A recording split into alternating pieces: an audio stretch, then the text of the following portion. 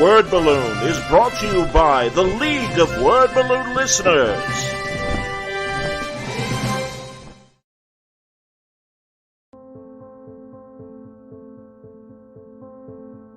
Every part of comics and artwork is a form of communication with other people. It's not just here, let me direct my thoughts at you as a dictation of concept, but it's hoping to convince you of how cool you think a visual could be or a story could be. And you're trying to communicate ideas in one part storytelling and greater part just graphic impact. You're hoping to relate a sense of energy, urgency, and enthusiasm to people. That there's a lightning of spirit that comes out of superheroes that has always worked for me. That it isn't really about the practicality of what they might do.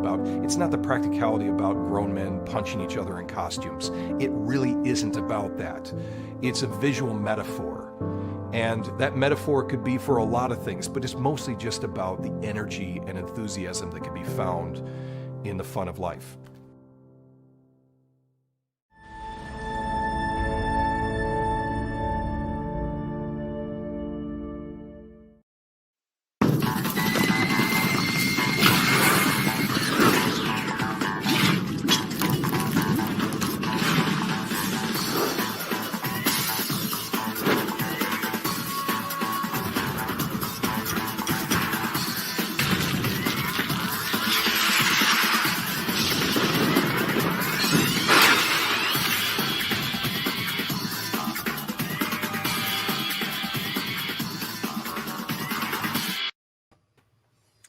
Hey, everybody. Welcome back. Time again for Word Balloon Live. Luce wants to know what happened to the Tom King interview. It's happening now, man. Sorry, we're a couple minutes late. Well, we were supposed to. It was John's fault. I didn't have the link. No, it totally was. I'm like, okay, I'm here. He's like, yeah, where's the link? I'm like, oh, yeah, the link, of course. Good to see you, buddy. It's so wonderful to see you. It's so wonderful to be here. I love Word Balloon. I feel like I'm on it more than I talk to my wife. So if my wife's listening and find out how I'm doing, I'm okay. Indeed. And Tom is here to take your questions, but we'll obviously talk about Human Target and Supergirl and the Rorschach and Rorschach hardcover and Strange Adventure hardcover are coming out for Christmas. They'll be out in the next few days, weeks, kind of thing. Lovely. Good to hear. Push the hell out of those. Supply chain has not messed that up or whatever. That's hilarious. Let's knock on some wood here. I screwed up and I sent I sent the link out for a different thing. So yeah, right now our thing is called the Look at the Mods because there's a British comedy about mods. I was supposed to talk to the filmmaker, and instead it's Tom. So that's well, I apologize to all the mod fans that showed up for our talk. Well, and it's okay because I've got the banner up. I'm going to keep it up, and if you'll pardon the expression, and without Viagra, and I'll make sure that everyone knows to come here. And yes. Well, I apologize for my room being full of boxes. It is Christmas. It is Hanukkah in my house, and this is where I'm hiding the toys from my kids. So you'll see lots of boxes in the background. And also noir posters.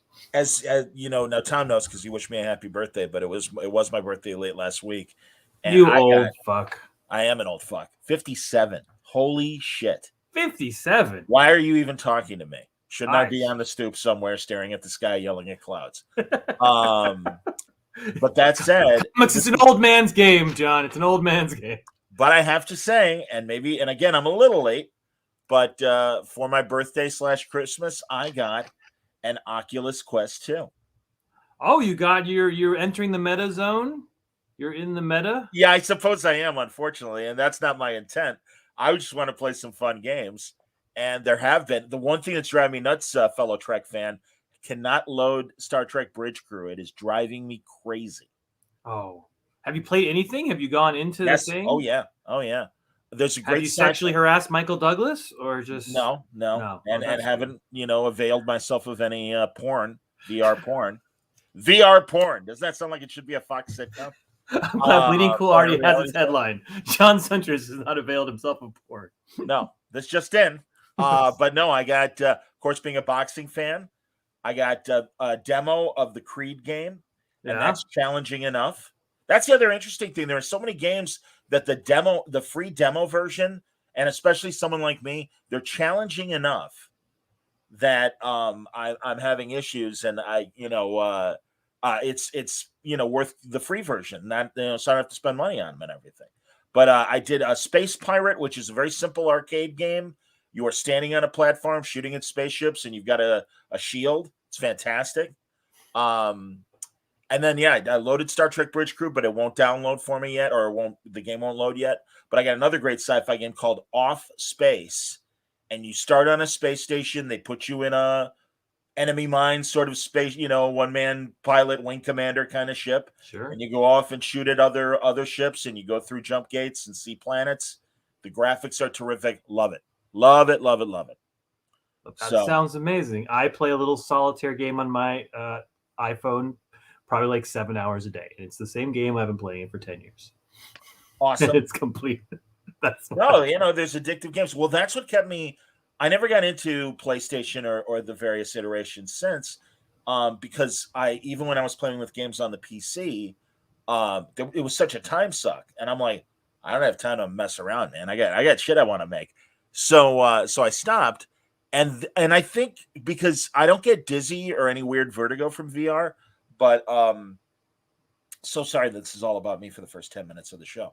This is why I came on to hear about your VR experiences. But I don't get any vertigo or anything like that. But after about 20 minutes, I'm like, all right, that's enough. Take it off.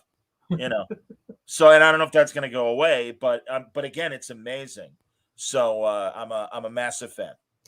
My two sons are all about the video games. They love them. I had tried to sort of raise them with video games like I was raised, where video games were sort of fun things you played with, but you sort of had other lives. And then I don't know if you heard, but there was like this massive shutdown of everything for like a year and a half. Yeah, it was, and that was very detrimental to my plan not to have my children addicted to video games, having them sit inside for a year. So yeah, both of my sons, as a result of that, because it became social necessity for kids to play video games with their friends as a way to just sort of bond. And so but it makes Christmas easier. It's a lot of downloading as opposed to ordering. So I do enjoy that. And the boys know exactly what they want, because they want this game and that game and this console and that console. So that I've enjoyed that part of it. And I get to play games through them. So yeah, I can talk like my favorite Smash Brothers character in that now. So I'm all in now. That's cool. That's excellent. Well, again, I mean, I want to make sure that people are aware of where we're at and everything. But do I need to log into a different link? So all the mods. No. Well, should we do that now? We don't want to do that. We don't need. I can do that, John. I can start over. You can edit. You're a professional radio professional. All right, everybody. Well, I'll do my best. Everybody that's here, everybody that wants to be in a picture, get up and get behind the Jesus and the Wise Men. Okay, remember that part of History of the World? Okay. All right. Too many heads. Okay. Everybody remember that. This side of the table, get in the back. I was so into Mel Brooks as a 9-year-old boy. I cannot tell you. It wouldn't. Anyways, we're talking about something other link. We gotta head this out. I'm sending Tom the other link.